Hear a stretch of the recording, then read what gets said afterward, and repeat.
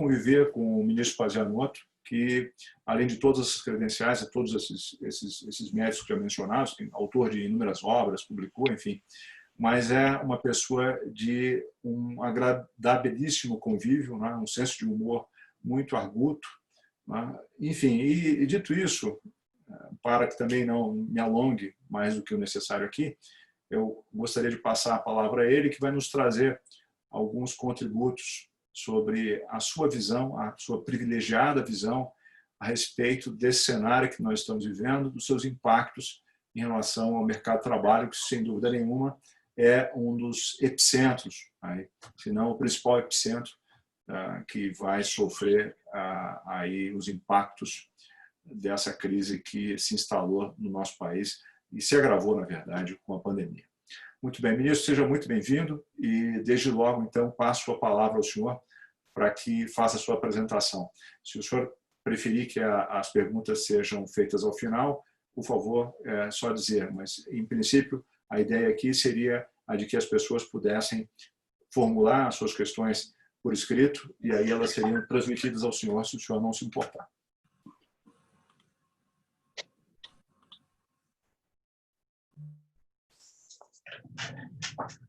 O ministro está sem o microfone, Gáudio. Ministro? Eu estou tentando ativar aqui, mas não consegui. Acho que agora deu certo, né? Alô? Sim.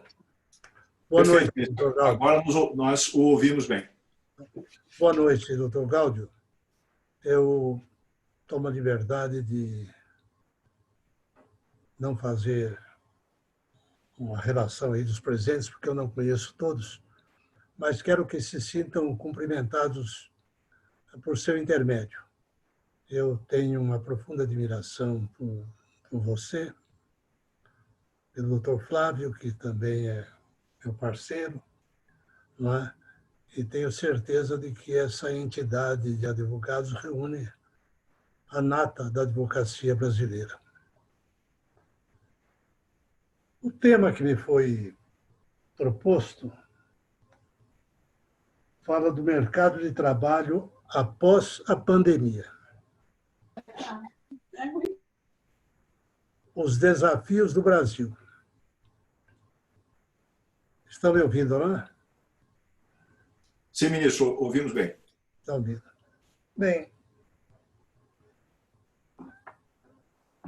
essa matéria, eu tenho sido repetidamente convidado para falar a respeito desse assunto, mercado de trabalho.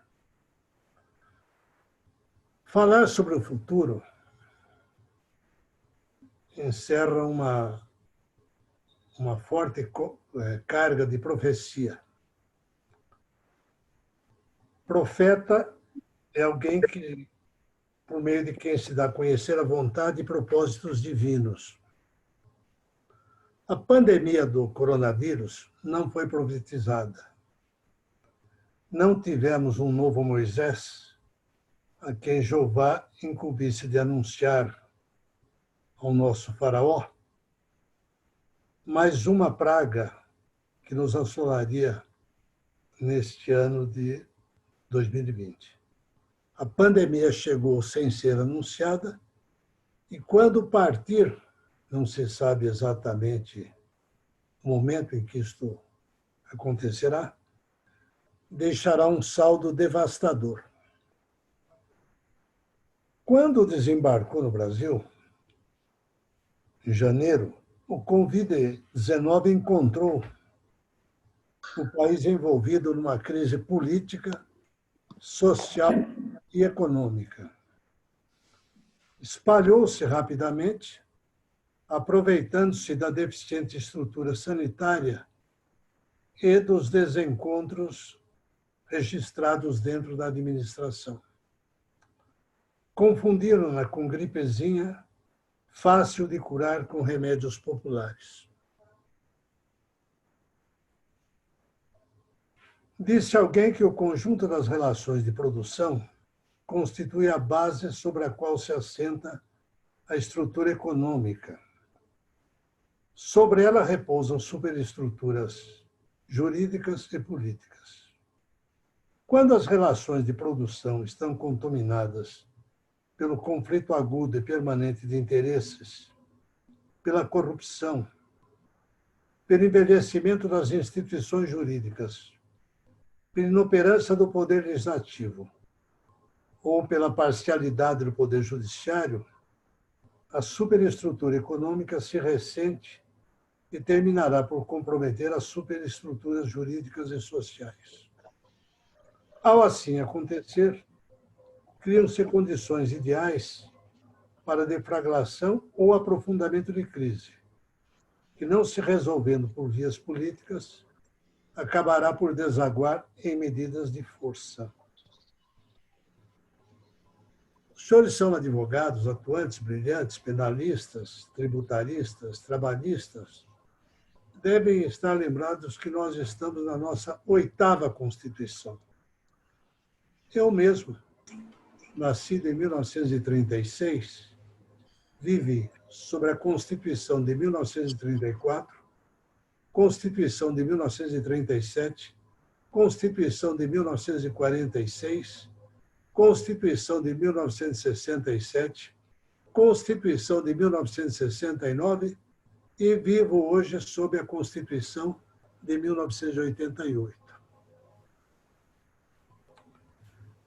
que tem sido repetidamente atacada através de emendas. O texto original da Constituição encontra-se profundamente modificado. E outras reformas constitucionais estão ainda por vir. Isto deve surpreender muito o colega advogado norte-americano, porque os Estados Unidos é um modelo internacional, mundial, de uma Constituição estável, e estável porque ela é dotada de grande plasticidade. Por oferecer muito mais do que a estrutura econômica consegue garantir, a Constituição de 88 se desacreditou. São conhecidas as afirmações sobre saúde, educação, trabalho, segurança, como direitos de todos e deveres do Estado, que jamais saíram do papel e nunca se converterão em realidade. Veja-se, nesse aspecto, a situação em que se encontra o Brasil no ranking do desenvolvimento humano, IDH. Ocupamos a 79ª posição, abaixo, por exemplo, de Granada, Tailândia, México, Bósnia e Herzegovina, Cuba, Costa Rica, Malásia, Argentina, Chile e Chipre. Somos, em resumo, mais de 200 milhões de habitantes de um continente pobre chamado Brasil. Em janeiro, após tímida tentativa de recuperação econômica com a reforma trabalhista, as estatísticas acusavam a presença de quase 13 milhões de desempregados. Outros tantos subocupados, milhões de autônomos no mercado informal, mais da metade da população vivendo abaixo ou sobre a linha da miséria.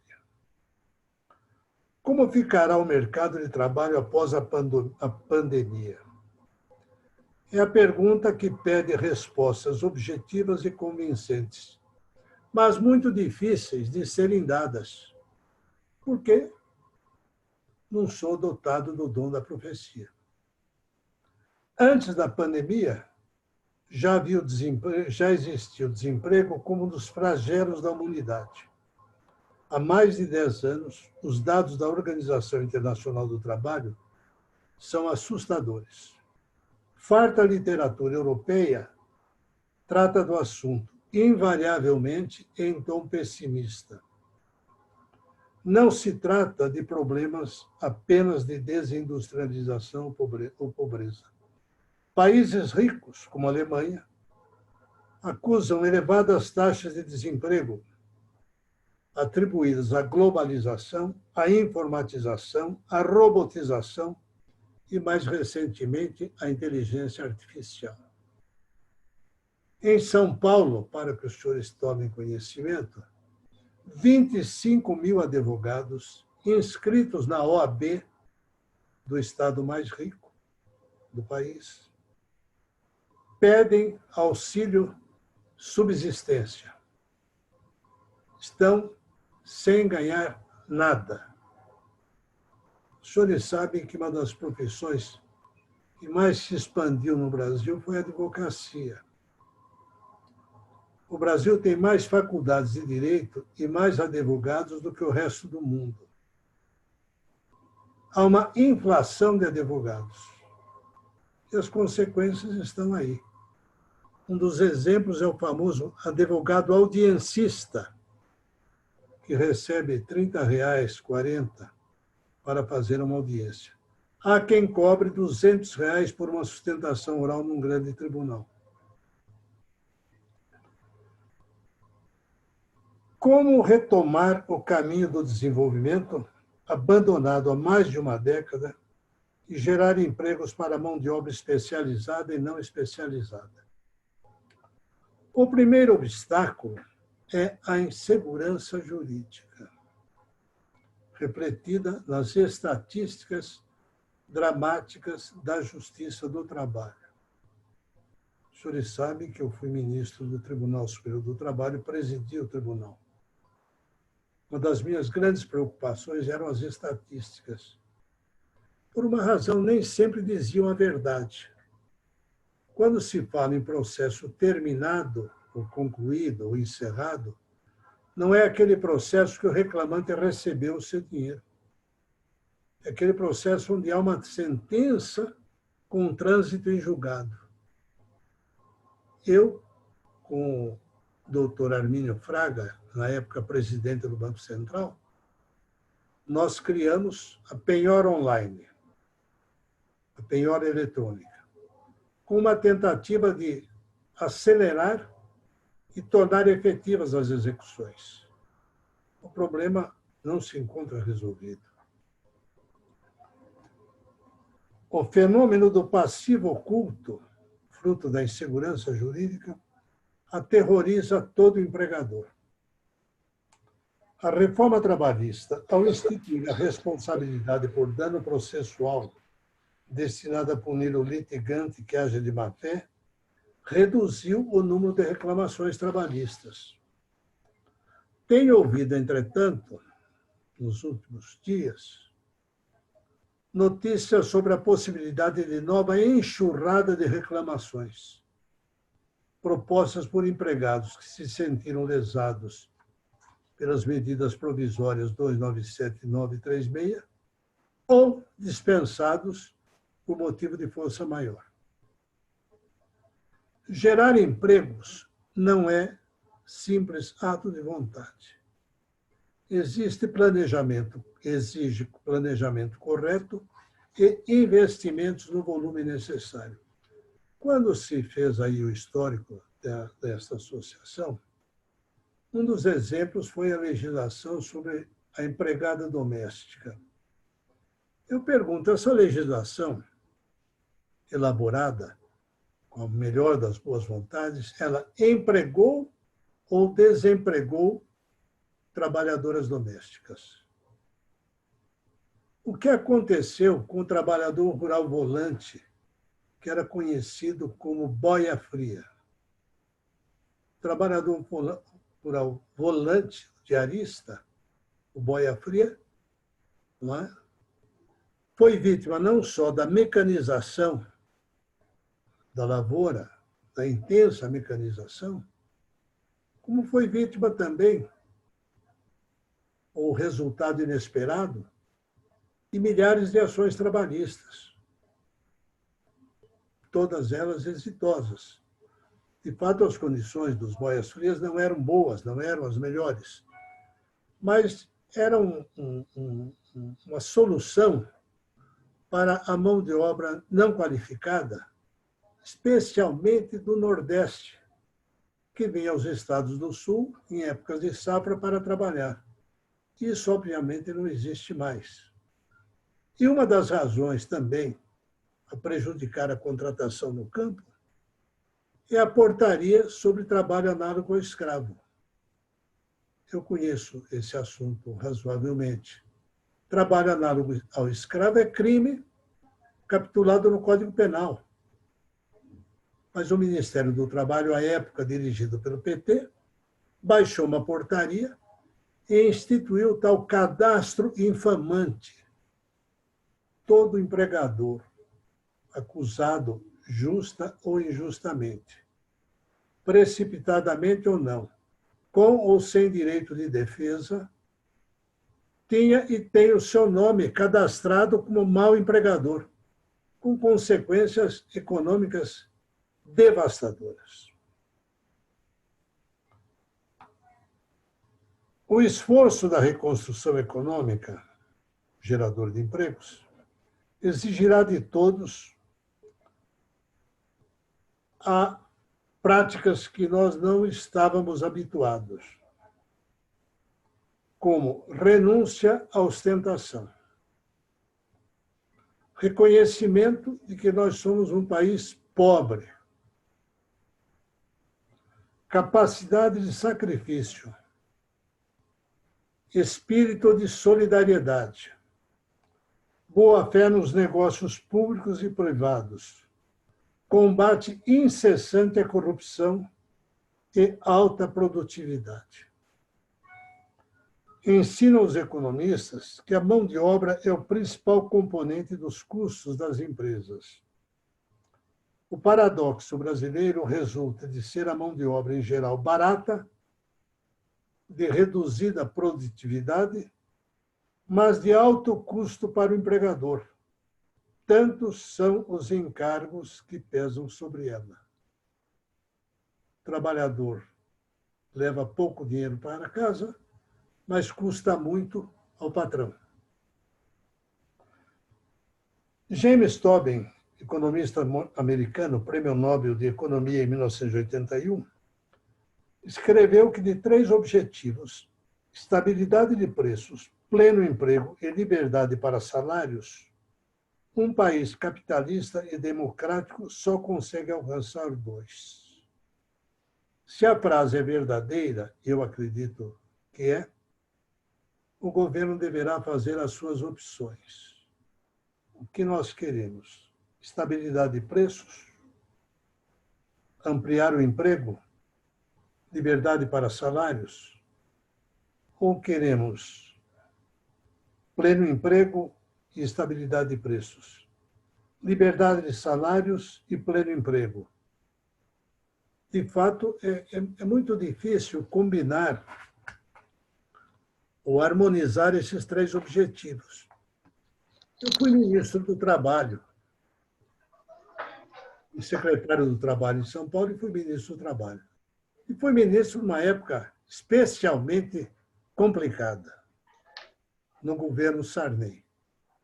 O governo Sarney tentou vários planos econômicos. Começou com o Dornelles, que era um economista conservador, passou para o Dilson Funaro, que elaborou o Plano Cruzado. Em seguida veio para o Cruzado 2, que tentou corrigir os erros do Plano Cruzado 1. Logo depois, o Plano Bresser, que expurgou 26,6% do reajuste salarial. Não é? Isso resultou numa conta imensa que os empregadores acabaram pagando na Justiça. E, por último, o Plano Verão, do ministro Maiusco da Nóbrega. Não conseguimos segurar a inflação, não conseguimos resolver o problema do desemprego, não conseguimos resolver o problema dos preços. Isso só veio acontecer com a adoção do Plano Real, mas muitos anos depois. E hoje eu não sei, tenho dúvidas que o Plano Real venha a resistir, não é, a essa pandemia do coronavírus. Ou se o governo se verá obrigado a fazer uso da Casa da Moeda para imprimir dinheiro e socorrer a sociedade. O mesmo James Tobin disse: nossa população aspira a um padrão de vida cada vez melhor, geração após geração. Para satisfazermos essas aspirações, precisamos de contínuo crescimento da produtividade e, em consequência, precisamos de mais poupança, mais investimentos, mais pesquisas e desenvolvimento, mais tecnologia, novo e melhor sistema educacional. Precisamos, em síntese, tudo aquilo que nós não temos. Profetas não dispunham de fontes de informações. Não havia imprensa, rádio e televisão. Revelavam o futuro como porta-vozes de Deus. Aquilo que profetizaram continua válido, independente dos resultados colhidos ao longo da história da humanidade. No mundo contemporâneo, não temos profetas. Foram substituídos por sociólogos, economistas, juristas, cientistas políticos, institutos de pesquisa e pesquisadores e computadores. Segundo a opinião majoritária, o ano de 2020 está perdido. Devemos cuidar para que a crise política não ponha a perder a década que se inicia em 2021. É da responsabilidade do governo do presidente Jair Bolsonaro planejar, preparar e iniciar o processo de recuperação da economia, com a geração de milhões de empregos, dialogando democraticamente com a oposição. Pessimista, ensina Norberto Bobbio, é quem teme pelo pior. Derrotista é aquele que deseja o pior. Espero pelo melhor, temendo, entretanto, pela piora da situação. Se o governo federal falhar em suas responsabilidades, você insistir em criar inimigos para depois culpá-los. O grande nó que nós temos em 2021 é a legislação trabalhista. A CLT é um pouco mais nova do que eu.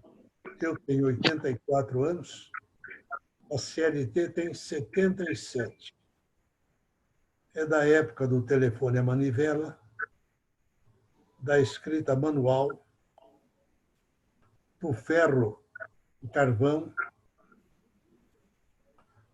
da falta absoluta de estradas pavimentadas, da ausência de automóveis, da presença de ferrovias de má qualidade, não é? E é da época da ditadura de Vargas. Ela é um produto do Estado Novo de Vargas que perdurou de 1937 a 1945. A CLT resistiu à redemocratização em 1946. Foi recebida de braços abertos pelos militares em 1964. E o mais triste em tudo isso é que ela sobrevive na Constituição de 88, especialmente no artigo 8º, que trata da organização sindical. Nós sabemos que a nossa organização sindical, que divide trabalhadores e empregadores em categorias profissionais e econômicas, que determina a existência do sindicato único na mesma base territorial, que exige o registro do sindicato, pessoa jurídica de direito privado, no Ministério do Trabalho para adquirir personalidade sindical. Nós sabemos que essa estrutura sindical está quebrada, está falida. O fim da obrigatoriedade do recolhimento da contribuição sindical, novo nome dado ao velho imposto sindical criado por Vargas em 1940, liquidou a vida sindical. Então, nós temos entidades sindicais sem recursos financeiros e sem meios de obter recursos financeiros. Não é possível imaginar que os sindicatos consigam sobreviver de mensalidades pagas pelos associados. Na sua grande maioria, os trabalhadores não se associam. E os que se associam não conseguem pagar uma mensalidade correspondente ao seu custo, ao custo dos serviços exigidos pelo associado do sindicato. Então, nós temos esse cenário todo perturbador, não é? Agravado do lado trabalhista pela extinção imotivada do Ministério do Trabalho, pela incorporação do Ministério do Trabalho ao Ministério da Economia, não é? E um desemprego brutal. Quem hoje fala pelos trabalhadores, exceção feita aos trabalhadores de algumas estatais ou sociedades de economia mista, a grande massa trabalhadora está órfã e desamparada. Para que anotem a lentidão das reformas no Brasil, das reformas trabalhistas, só agora, há poucos dias, o Supremo Tribunal Federal reconheceu a licitude da terceirização de atividades fins. Os senhores devem saber que a súmula 256 de 1986 colocou na ilegalidade como crime toda a terceirização na iniciativa privada. A súmula 331, que eu ajudei a redigir, cometeu esse equívoco da distinção entre atividade fim e atividade meio. Foi um equívoco? Não, não foi um equívoco. Foi uma concessão. A divisão do tribunal em duas correntes muito fortes e antagônicas, uma que admitia a terceirização e a outra que rejeitava plenamente a terceirização, obrigou à adoção de uma solução de compromisso, ou seja, terceiriza apenas a atividade meio e não terceiriza a atividade fim. E, a partir daí, criou-se um imenso debate jurídico entre o que é atividade meio e o que é atividade fim, sem nunca o tribunal ou qualquer órgão do Poder Judiciário chegar a uma conclusão satisfatória, dada a impossibilidade de se distinguir claramente, objetivamente, atividade fim e atividade meio. Então, levamos 30 anos para aceitar nas relações do trabalho um instituto moderno que já era defendido por Peter Drucker lá na década de 70. Não é? O cenário, a meu ver, sem querer ser profeta e sem querer ser derrotista, não é? Tentando manter um pouco a chama do otimismo, o cenário é muito difícil. Até porque nós temos, na chefia do Poder Executivo, um presidente que não consegue se alinhar com o Poder Legislativo e não consegue entender as funções do Poder Judiciário, especialmente do Supremo Tribunal Federal, designado pela Constituição de 88 como o guardião da nossa lei fundamental. Por favor, não levem para casa uma impressão negativa. O povo brasileiro já passou por outras crises. Eu mesmo assisti a algumas. Eu assisti a algumas crises. Né? Vivi algumas crises. A primeira,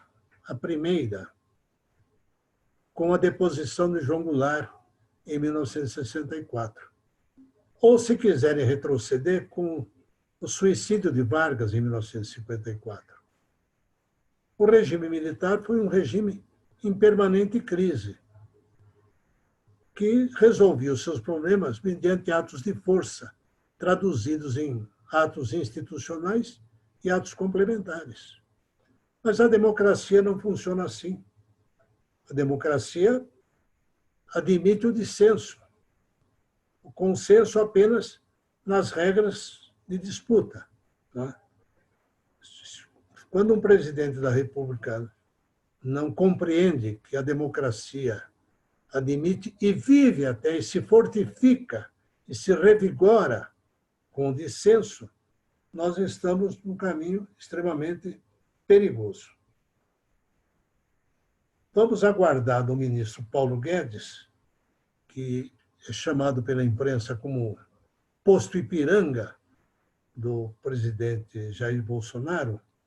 Vamos esperar que o posto Ipiranga surja com um projeto de desenvolvimento aplicável à iniciativa privada, uma vez que nós somos um país que privilegia a iniciativa privada, segundo a nossa Constituição, um projeto aplicável à iniciativa privada, que venha a ser entendido, compreendido e executado pela iniciativa privada, e que, com esse projeto, tenhamos a possibilidade não de eliminar, de suprimir, mas de, pelo menos, amenizar a imensa crise social que se abate sobre o nosso povo, não em função da pandemia do coronavírus. A crise é mais antiga.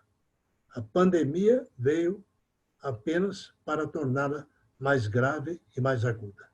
Muito obrigado.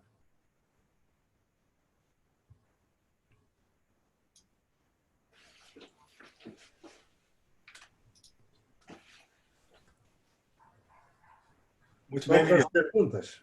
Sim, vamos às perguntas. Nós todos aqui, antes de tudo, mesmo, ficamos embevecidos com todas as suas ponderadas e muito lúcidas manifestações.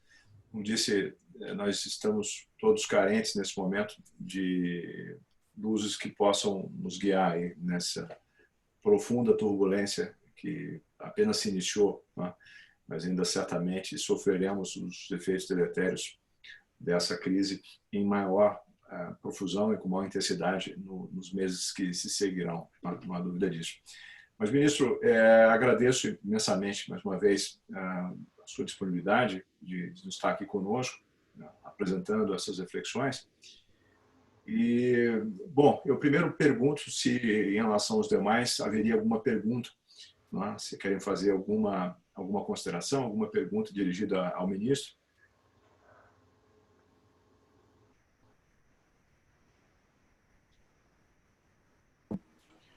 Bom, enquanto não vejo manifestações aqui a respeito de perguntas, ministro, eu queria mesmo fazer uma breve indagação ao senhor. Considerando esse momento que nós estamos vivendo, como o senhor vê o papel do judiciário e, mais concretamente, do Tribunal Superior do Trabalho na construção de pontes aí para o futuro, que possam viabilizar um maior equilíbrio, maior razoabilidade? Como o senhor tem visto as manifestações da Justiça do Trabalho e como o senhor vê o Tribunal Superior do Trabalho nesse contexto como um interlocutor importante que tem sido aí no âmbito das relações de trabalho? Doutor Gáudio, o senhor sabe que eu sou uma pessoa crítica em relação à CLT. Eu não aceito essa presunção generalizada, ilimitada, irredutível da hipossuficiência de todo trabalhador. Eu vejo advogados entrarem com reclamações trabalhistas e alegam hipossuficiência. E pedem até isenção de custas. Pessoas que eu sei que têm muito dinheiro. Então, há uma crítica. Eu acredito que as definições fundamentais estão erradas, definição de empregado e de empregador. No caso do empregador, porque a definição abrange o microempresário, o pequeno empresário, o grande empresário, o banco, a multinacional, a estatal. É claro que existem diferentes classes de empregadores e que a CLT deveria reconhecer. Talvez não existisse em 43, mas hoje existe, como existem diferenças entre empregados. Há um empregado especializado, especializadíssimo, há a mão de obra do chão de fábrica. Então, a lei precisa, o seu princípio geral, abstrato, pelo menos deveria ser temperado pelo Poder Judiciário, o que, na verdade, não acontece. Mas a CLT tem um aspecto extremamente positivo, que nós vamos encontrar lá no direito judiciário do trabalho. A Justiça do Trabalho ela tem por finalidade maior a conciliação, não é o estímulo ao conflito. Está dito lá que o objetivo da Justiça do Trabalho é promover a conciliação. Como, em geral, a justiça é sempre procurada pelo empregado depois de demitido, não é? Esse espírito de conciliação que se aplicaria mais à vigência do contrato de trabalho acaba, de certa forma, prejudicado. Ultimamente, a própria justiça entendeu que não dá para levar o conflito assim às últimas consequências e criou determinados órgãos em determinadas cidades incumbidos à conciliação, mesmo após o trânsito em julgado da sentença, já em fase de liquidação. E o doutor Flávio participou comigo de uma iniciativa dessas, um acordo realizado em dezembro que teve que ser revisto em maio. E nós sentimos o empenho louvável, merecedor de todos os elogios, da juíza que presidiu essa renegociação e que entendia que o momento é completamente diferente de outro. Se a Justiça do Trabalho assumir essa sua finalidade principal, ou seja, a conciliação, lá embaixo, no primeiro grau, o número de conciliações será muito maior, não é? O que significa que vamos ter uma redução considerável de processos na instância intermediária e no Tribunal Superior do Trabalho. O número de processos do Tribunal Superior do Trabalho é tão grande que, como o senhor sabe, foi criada uma jurisprudência defensiva. Uma jurisprudência que ao invés de possibilitar o reexame de uma matéria controvertida, muitas vezes se apega a filigranas, para evitar que se entre no mérito da questão. Eu tenho o maior respeito pelos tribunais, porque comecei a advogar em 1961 na Justiça do Trabalho. Conheci juízes e ministros da mais alta categoria, pessoas excepcionais. Não tenho críticas à Justiça do Trabalho, mas entendo que a partir do momento em que o processo passou a ser mais valorizado do que o direito material, nós tornamos mais difícil a modernização do direito material, em favor de novas regras muito próximas do Código de Processo Civil para o Código de Processo do Trabalho, que nasceu como um direito processual marcado pela informalidade, tanto assim que até hoje contempla o jus, a possibilidade do empregado, ele mesmo, ajuizar a sua reclamação trabalhista, dispensando a assistência do advogado.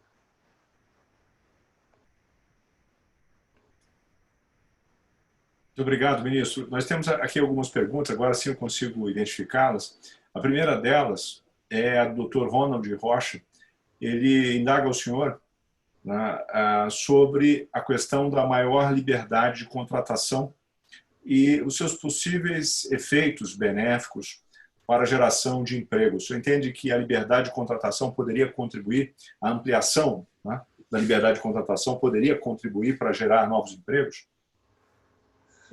Sem dúvida, Galdo. Porque o Brasil não é competitivo no mercado externo em virtude de um dos fatores mais complicados, que é essa questão das relações de trabalho. Não há liberdade contratual. Tanto não há liberdade contratual que o contrato coletivo é difícil encontrar alguma coisa que possa ser objeto de um contrato coletivo, porque tudo está previsto na CLT. Férias, aviso prévio, fundo de garantia, hora extraordinária, repouso semanal remunerado, tudo. Tudo. A CLT é um código extremamente abrangente, mas elaborado em 43, quando não havia desemprego. Se olhar a exposição de motivos da comissão elaboradora ao ministro Alexandre Marcondes Filho, que era o ministro do Trabalho, lá está dito pelos membros da comissão, entre os quais o Arnaldo Susequini, Dorval de Lacerda. Não tratamos do problema do desemprego, o que nos suscitou algumas críticas, porque no Brasil não há desemprego. Está dito na exposição de motivos. Não havia desemprego, né? O parque industrial começava a se expandir e absorvia um número muito grande. A população não era tão grande assim também, não é? Agora, hoje, com esse desemprego brutal, nós temos duas classes de cidadãos. Nós temos o cidadão que está no mercado formal e o cidadão que está no mercado informal. Não há lugar no mercado formal para milhões que estão na informalidade. Não é melhor mexermos um pouco com essa questão da formalidade, atenuar um pouco essas exigências em relação à formalidade para conseguir absorver mais mão de obra e tornar a nossa economia mais produtiva e mais competitiva? Eu estou aqui, Cláudio, com um relógio que me deu o Flávio, presente. Ele me deu um Casio. Eu, movido pela curiosidade, quis saber na loja quanto ele pagou. Ele pagou R$90 pelo relógio. É feito na Tailândia. Cláudio, por que o Brasil precisa importar relógios da Tailândia, ao invés de exportar relógios brasileiros para a Ásia, para a China, para a Tailândia, para Hong Kong? Por quê? Porque nós não conseguimos concorrer. Talvez um pouco em qualidade, mas não em preço, porque o nosso custo é muito elevado. A jaqueta que você compra no Mercado Livre foi feita no Camboja, às vezes em Bangladesh, países que não existiam economicamente há 30 anos ou há 20 anos. Então, o Brasil perdeu muito terreno na economia mundial, e uma das razões é o custo. E uma das razões do custo, como dizia o James Tobin, não é? É o peso excessivo dos encargos. No caso da pandemia, Cláudio, nós chegamos a importar máscaras. Uma máscara feita em casa, ela custa no máximo R$3. Feita numa oficina organizada, com todas as costureiras registradas, recolhendo o fundo de garantia, o INSS, com direito ao 13º, a hora extra, não podendo trabalhar mais do que 40 horas por semana.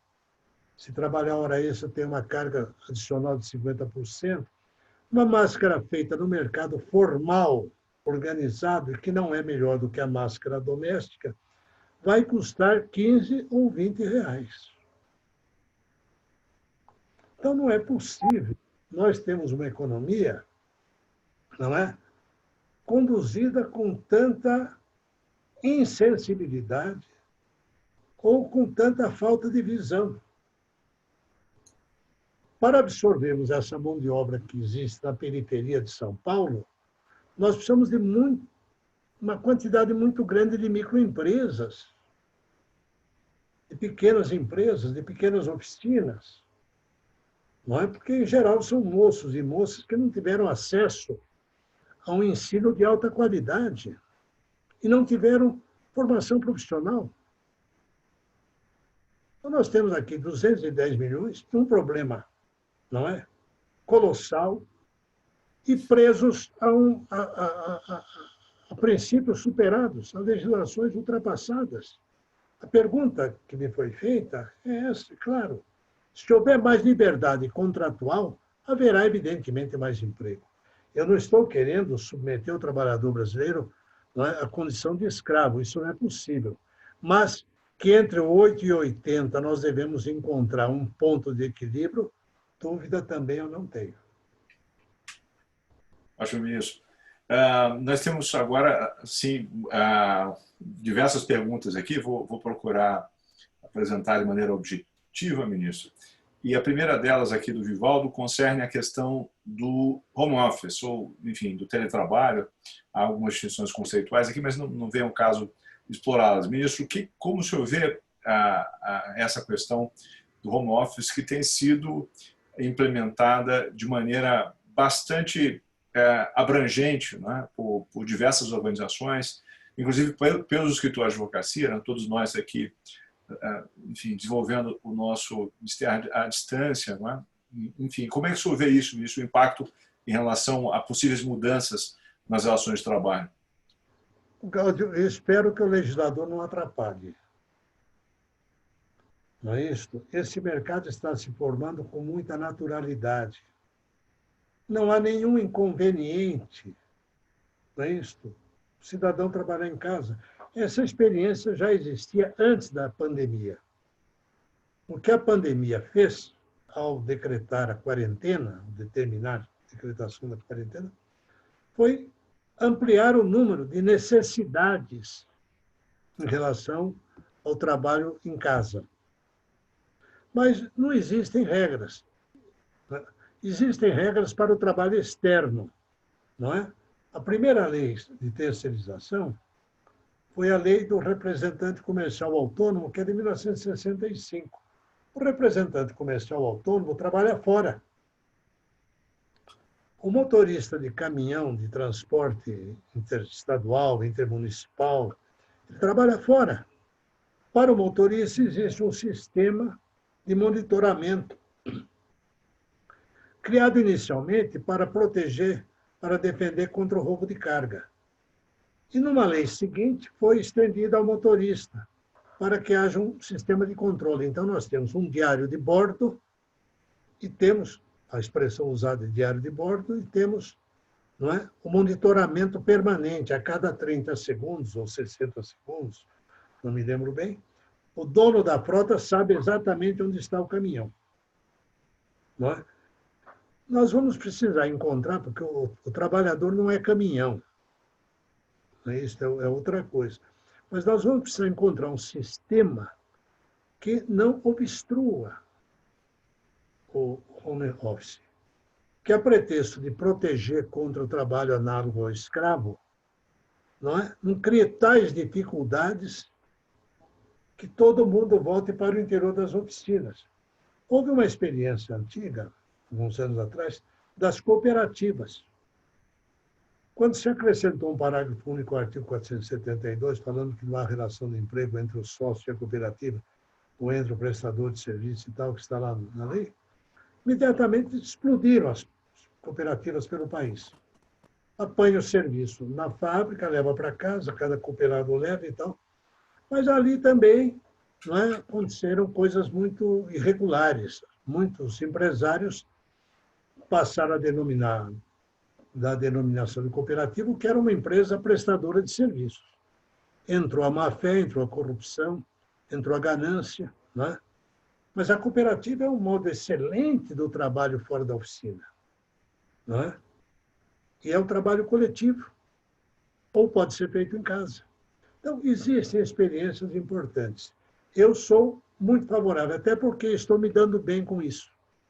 Eu já fiz vários trabalhos em minha casa, para colegas advogados, com os quais eu me comunico ou pelo WhatsApp, ou pelo e-mail, ou pelo telefone. Então, o mundo moderno proporciona enormes recursos. Basta saber usá-los. Perfeito, ministro. Ministro, antes de passar para a pergunta aqui do Dr. Rodrigo Conai, eu tenho aqui uma pergunta muito importante do Dr. Flávio Masquieto. Ele está informando aqui que quando ele deu esse presente para o senhor, ele ainda era estagiário. E agora ele pergunta se o senhor prefere Rolex, Cartier ou um hublot? Não, eu não quero nada, porque eu me dei tão bem com esse relógio que nunca mais eu tirei do braço. E ele tem uma bateria que dura 10 anos. Ministro, aqui o Dr. Rodrigo Conay pergunta ao senhor sobre a opinião a respeito das limitações impostas pela Justiça do Trabalho quanto às matérias que poderiam ser objeto de negociação coletiva. Que nesse momento, especialmente, nós estamos vivendo aí um certo clamor por alguma flexibilidade nas relações de trabalho. Esses dias, ministro, eu despachei um caso na Corregedoria Geral aqui da Justiça do Trabalho, em que a empresa, que, à semelhança de muitas outras, estava na bancarrota, a redução de faturamento de 80%, e tentou firmar um acordo com os trabalhadores para parcelar as verbas e tentar um prazo mais elástico para pagar as verbas decisórias, e houve uma intervenção muito dura do Ministério Público do Trabalho. E veja que esses sindicatos fizeram representar esses trabalhadores fizeram representar por um sindicato. E o Ministério Público do Trabalho, não obstante, ingressou com uma ação civil pública e conseguiu uma liminar para impedir que isso ocorresse e ainda obrigasse a empresa a pagar todas as verbas decisórias em um prazo que foi fixado em alguns dias, sob pena de multa diária. Enfim, nesse contexto, como o senhor vê aí a intervenção da Justiça do Trabalho quanto à autonomia privada coletiva? Doutor Cláudio, eu sempre sinto falta nessas discussões, nessas exposições, né, da abordagem referente ao direito coletivo do trabalho, organização sindical, negociações, acordos, convenções, etc.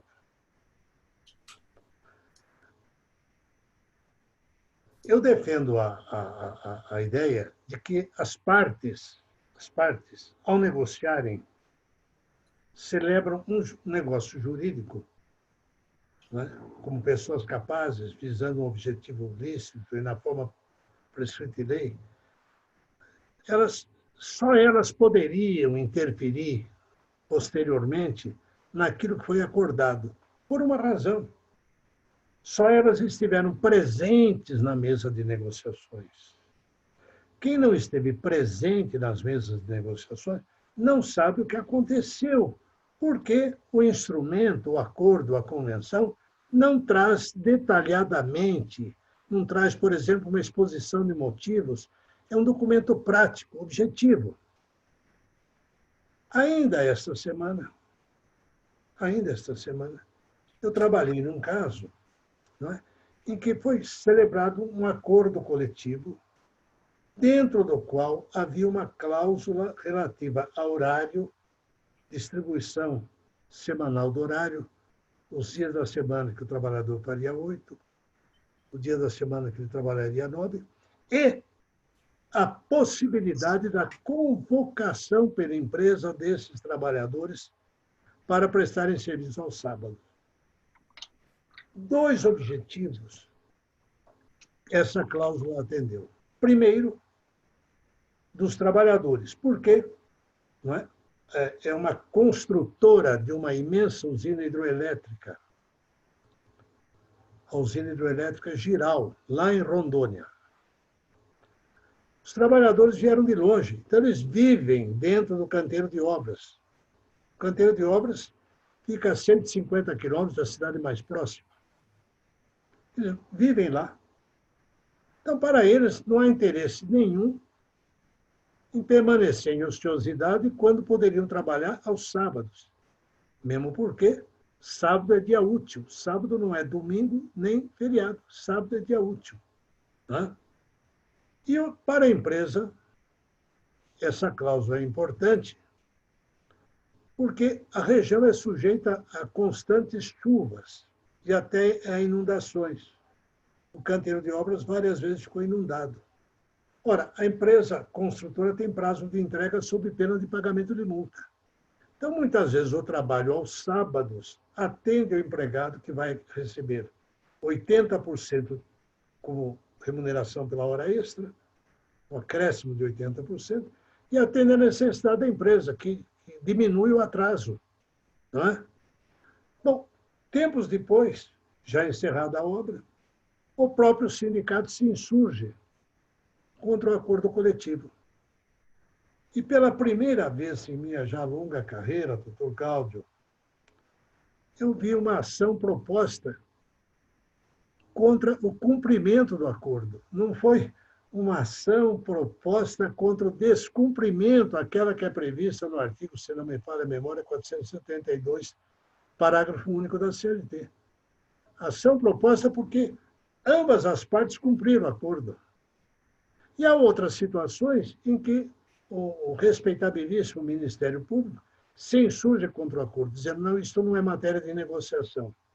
Ele se esquece que quando a Constituição diz, ou quando a Constituição reconhece a validade dos acordos dos acordos e convenções coletivas, não faz restrição em matéria de temas, ou de assuntos, ou de dispositivos, reconhece a validade de um todo, porque o acordo é um todo.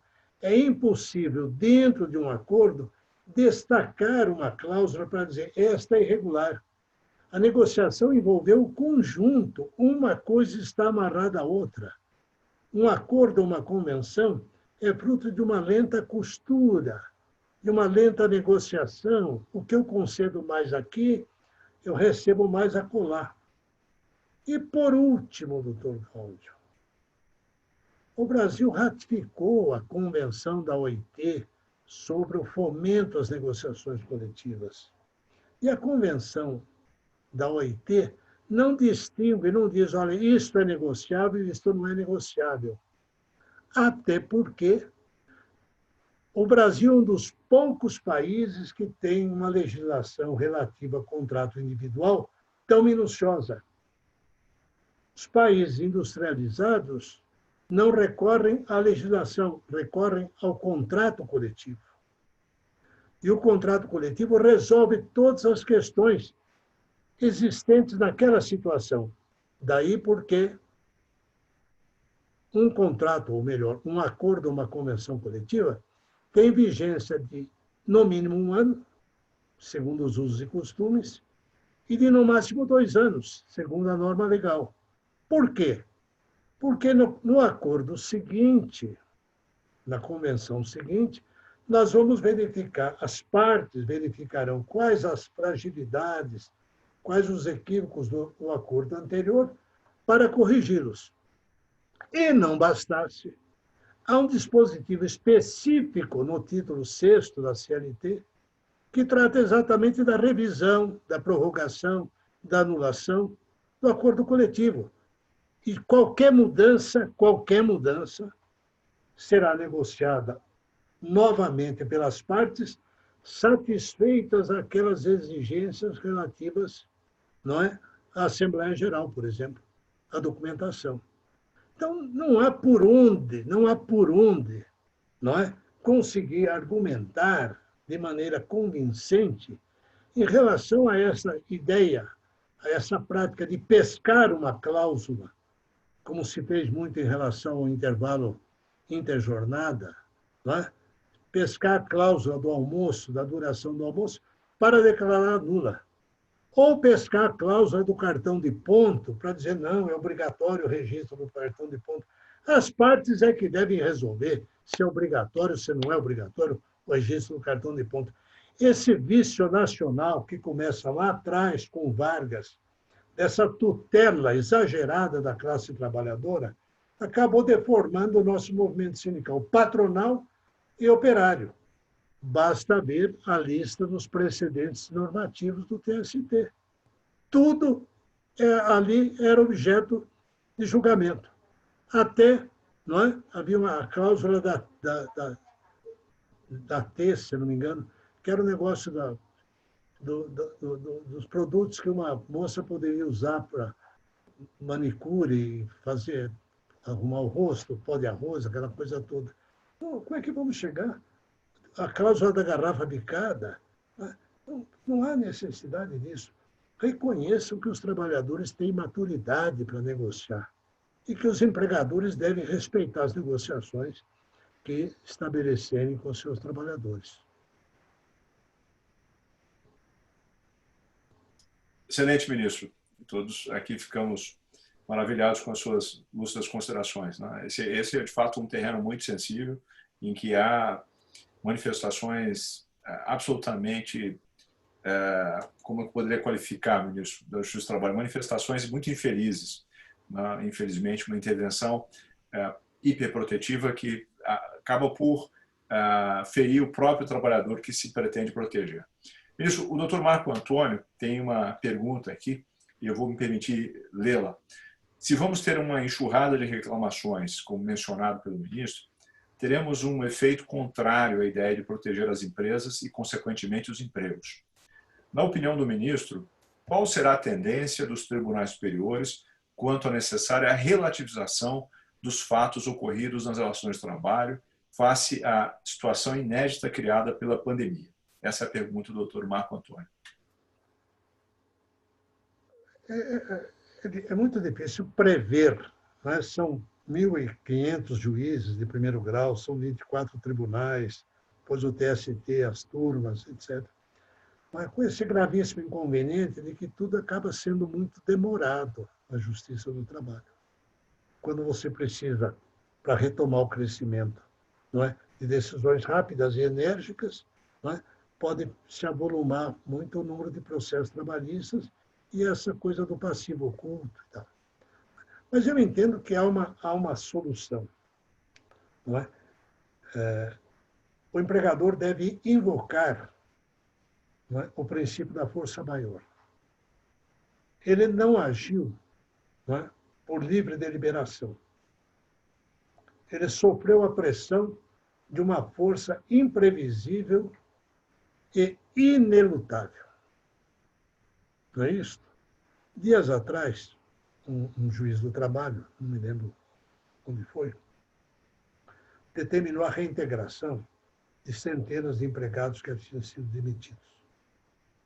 Aí essa decisão, caráter prévio, liminar, foi submetida a uma instância superior e a juíza disse, né, o que está em risco maior aqui no caso é o perecimento da empresa. O que está correndo risco sério, né, inevitável e quase intransponível é a sobrevivência da empresa. Porque se a empresa não sobrevive, como sobreviverão os empregos? Isso é uma coisa, é um raciocínio óbvio. Eu tenho um amigo que tem restaurante, 400 empregados, uma cadeia de restaurantes. Ele está fazendo o possível e o impossível para mantê-los em casa mediante uma remuneração menor. Imagine se esses empregados mais tarde vierem a reclamar diferenças, dizendo que não, que a medida provisória, o acordo teria que ser coletivo, presença do sindicato e tudo isso que nós sabemos como é que se faz. Não é? Então, o que ele tentou evitar, ou seja, manter os empregos e manter o empreendimento, não é? Vai tudo para o buraco, por água abaixo.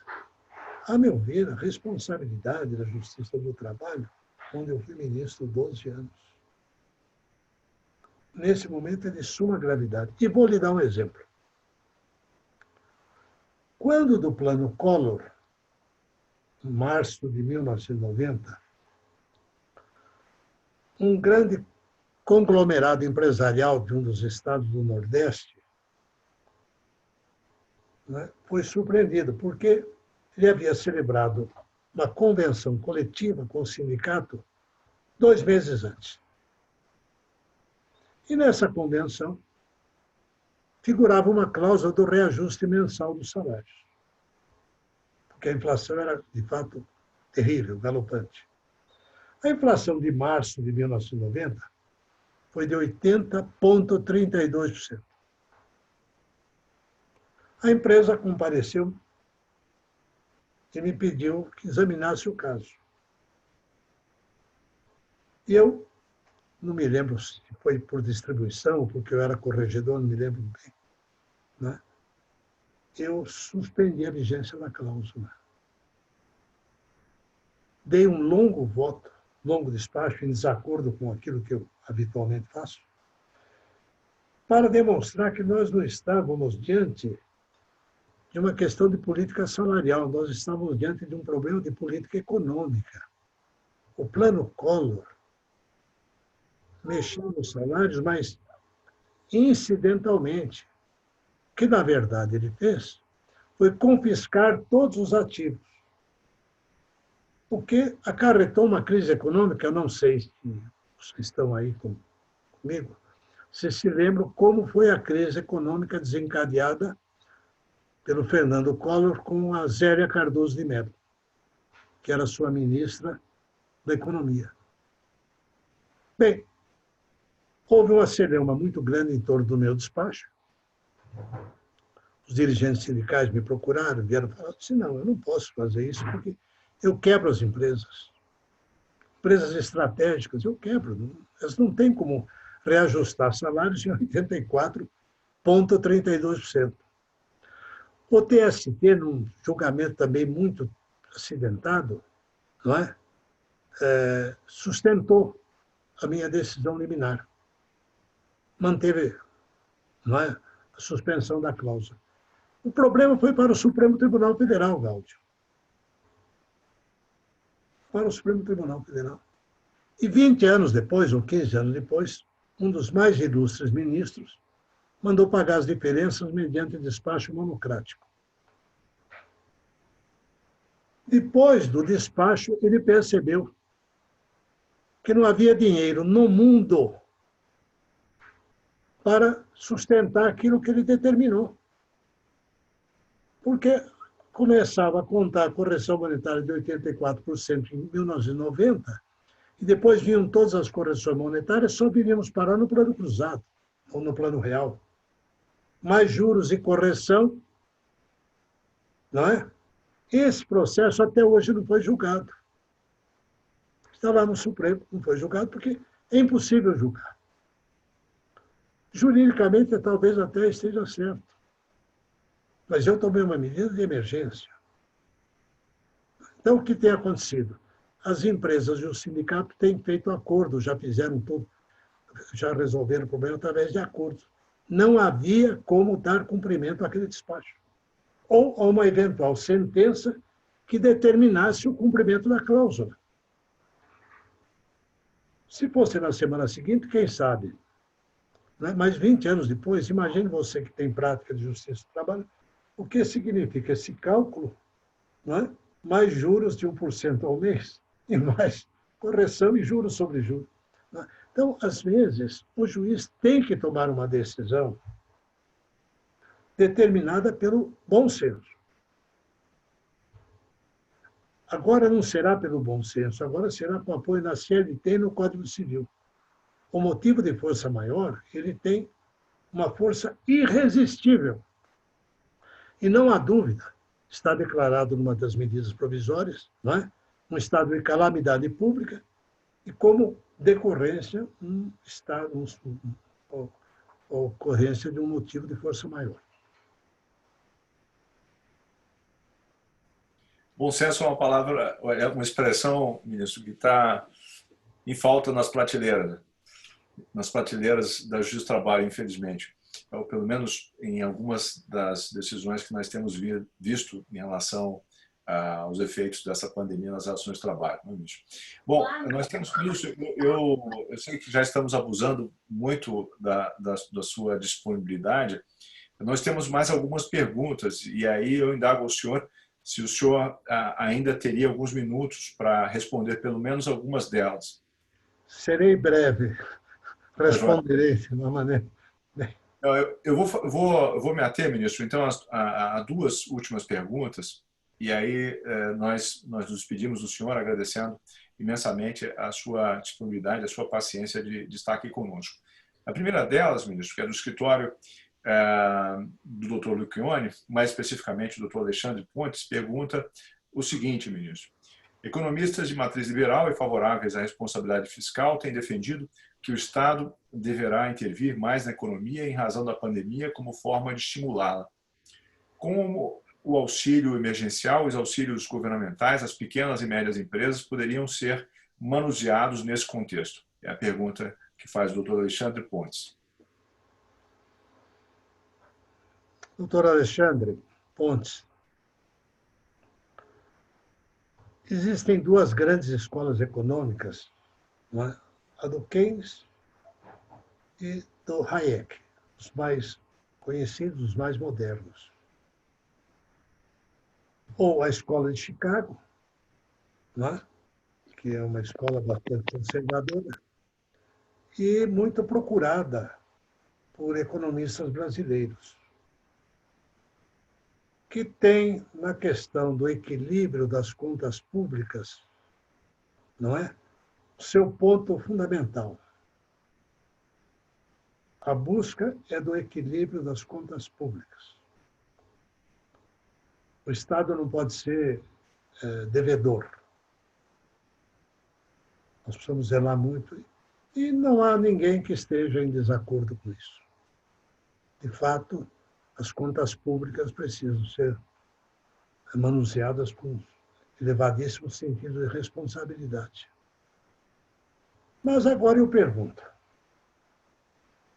Eu me lembro, na época da inflação galopante, quando a Casa da Moeda trabalhava em três turnos. Eu era ministro do TST. A Casa da Moeda trabalhava ininterruptamente emitindo papel moeda para atender a demanda. Eu pergunto, diante de uma situação de força maior, de calamidade pública,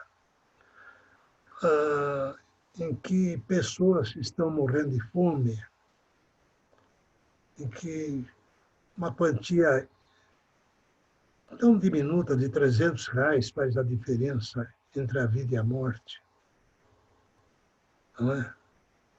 Ou R$500, ou R$600. Uma situação pavorosa como nós estamos atravessando. Será que nós devemos privilegiar tanto o equilíbrio das contas públicas? Ou seria o caso do Estado, pelo menos durante algum período,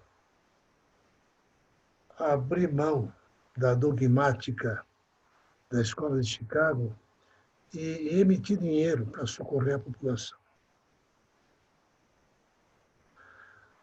O ministro Luiz Roberto Barroso, a quem eu não conheço pessoalmente, mas que eu admiro muito, ele tem uma frase singular. Ele diz: Brasília é muito longe do Brasil. Eu que residi aí 16, 17 anos, sei que a frase é profundamente verdadeira. O mundo que existe dentro do plano piloto, especialmente na Praça dos Três Poderes, na Esplanada dos Ministérios, esse mundo não é o Brasil, esse mundo é uma outra coisa. Esse mundo não tem nada a ver com a realidade do semiárido nordestino, com o interior da Amazônia, ou com uma favela de São Paulo, como Americanópolis, Heliópolis. Não tem nada a ver. Ou aqui no Monotrilho, que é uma favela nova. Não é?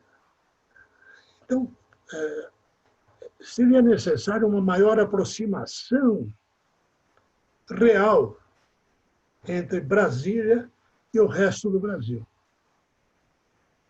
para se perceber que, não é, determinados dogmas devem ceder diante de uma cruel realidade.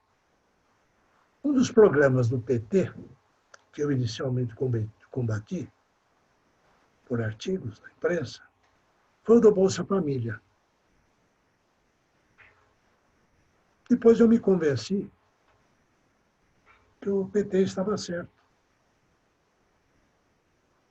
E é interessante que o Bolsonaro, com a sua terrível política contra o PT, que vê em cada petista um inimigo público número 1, ele absorveu o Bolsa Família.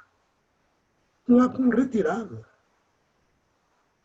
É uma maneira de se atenuar um pouco a miséria em cidades onde o morador nunca havia visto uma nota de R$100.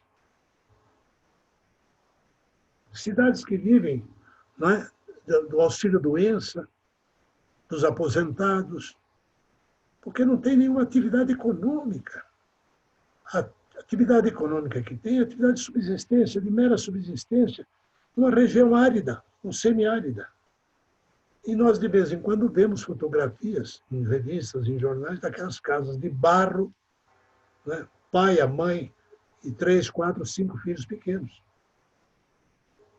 A primeira tendência nossa é condenar o fato de eles terem 4 ou 5 filhos. Não tentamos entender por que tem 3, 4 ou 5 filhos. E como tem que sustentar esses 4, 5 filhos. E como essa gente tem que ter uma oportunidade na vida. Eles não são escravizados por um empregador, eles são escravizados pelo meio ambiente, pela miséria. Então, eu acho que o Dr. Paulo Guedes, que é um homem do mercado de capitais, não é um empresário no setor industrial, é um homem do mercado.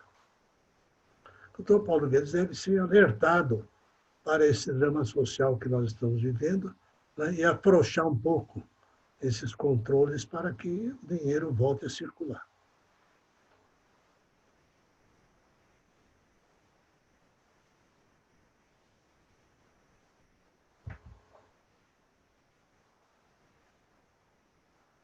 Não estou ouvindo. Isso, o que eu dizia, desculpe, o meu microfone estava fechado. Eu dizia que nós não vamos seguir abusando da sua boa vontade, ministro. Já certamente estamos ingressando em um horário mais inóspito para reflexões, vamos dizer assim, mais aprofundadas em torno das questões que o senhor nos trouxe aqui. E, sobretudo, porque eu sei que o senhor tem aí outros compromissos. E, considerando isso, ministro, todas as perguntas que foram formuladas, as demais perguntas, há inúmeras aqui ainda, nós vamos encaminhar o senhor para que, depois, se o senhor entender que é o caso, possa respondê-las por escrito. Estão surgindo muitas perguntas aqui. Pois é, ministro. Ou pessoas que estão concordando. Bem, mas me deixa falar mais um minutinho apenas. Claro, ministro. Não, é sempre um prazer ouvi-lo. Nós estamos aqui. Certa ocasião, eu fui fazer uma palestra na Bahia. Fiz a palestra e, após o encerramento, lembra-se do ministro Hilo Gurgel?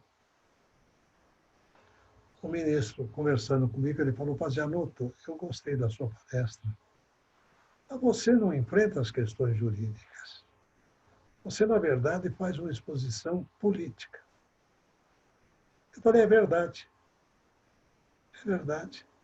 Eu estou muito mais para político, né? Embora tenha abandonado essa vida política há muitos anos, mas eu estou muito mais para político do que para jurista. Eu não sou jurista.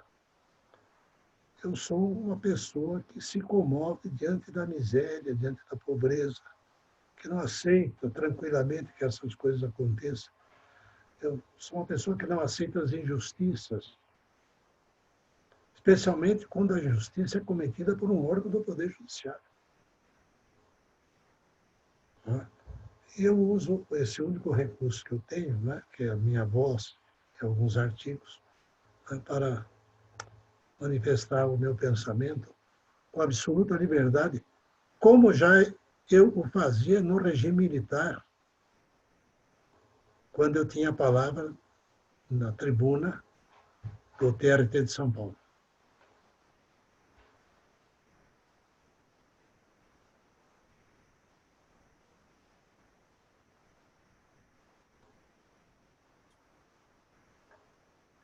Isso. Bom, com essas últimas palavras, ministro, que mais uma vez nos revestem e mostram, né, que foi muito, muito bem escolhido o seu nome para nos falar nesse difícil momento que estamos todos vivendo, né, que reclama uma postura, vamos dizer assim, mais criativa e a partir dessa visão que o senhor traz da sua trajetória, né, de todos esses marcos que o senhor citou do passado, nós podemos tentar, talvez, encontrar alguns caminhos aí para construir o nosso futuro. E, novamente, agradecendo, em nome da Rede JUR, ministro, a sua presença, né, aqui entre nós. Somos, nesse momento, 75 ávidos advogados, ouvindo o senhor com muita atenção, e pelas manifestações públicas que o senhor vê aí no chat, o senhor vai ver que a sua palestra foi muito, muito bem recebida. Há uma série de perguntas que foram me dirigidas aqui em privado, mas, como disse, ministro, depois vamos encaminhar ao senhor. Novamente, ministro, muito obrigado